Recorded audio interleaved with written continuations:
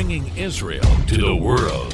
This is IBN News. With news of Israel, I'm Susan Michaels. According to Prime Minister Naftali Bennett, he plans to talk with President Joe Biden about stopping Iran's nuclear program as he heads to the U.S. for his first official trip.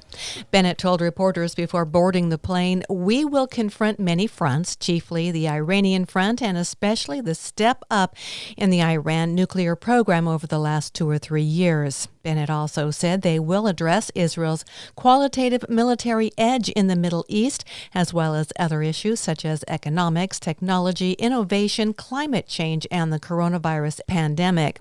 Biden called the Democratic president a true friend of the state of Israel and said that he was bringing a new spirit of cooperation from Jerusalem to Israel-U.S. relations.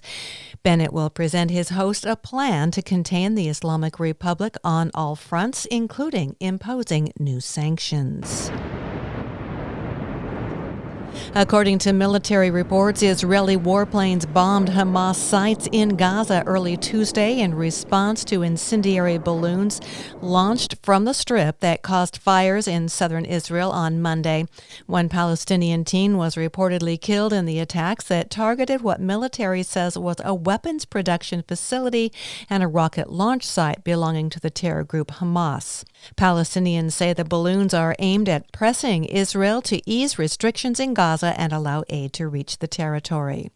Palestinian media report Hamas has agreed to stop launching those incendiary balloons from the Strip into Israel after talks with Egypt. Since an Egyptian-mediated ceasefire brought an end to 11 days of fighting between Hamas and Israel in May, Gaza militants have sporadically sent explosive-laden balloons into Israel, which responded by launching airstrikes on Hamas targets in the Palestinian enclave.